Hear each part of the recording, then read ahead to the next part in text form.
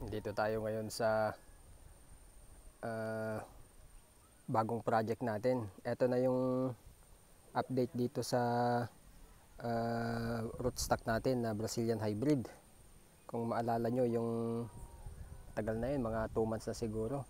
Ngayon malapit ng umakyat sa balag at lalagyan na din ng trellis. Ayan. Tingnan nyo. Ito, pwede na siyang dugtungan kaso tag-ulan. Baka sa September na lang sasabay ko pagka magpo-pruning na ako. Ayan. Lapit na. Lapit na sa balag.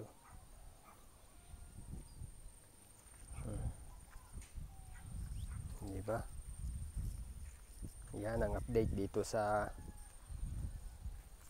bagong project natin. Taas na, hanggang balikat na.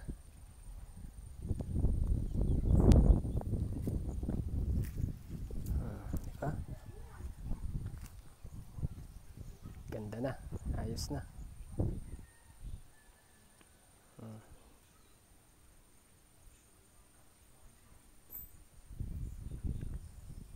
Baka maglagay na siya ng abono, yung synthetic fertilizer. Ito hindi pa nakatikim ng ng synthetic fertilizer.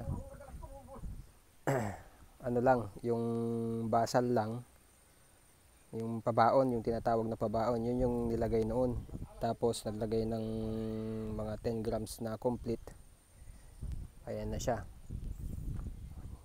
Yun na yung pinaka fertilizer niya. Hanggang ngayon hindi pa siya nalagyan ng fertilizer, pero siguro pagka umabot na dito sa balag, ang gagawin dito tatanggalin na tong mga side shoot na yan, tapos tsaka tatalbusan para lumakas yung yung trunk niya.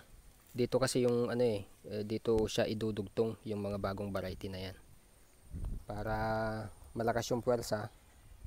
Siyempre pagka malakas yung puwersa, sigurado yung idudugtong dito talagang ipo-force na na mag-bud break. Yun ang sekreto pagka nag-agrap kayo.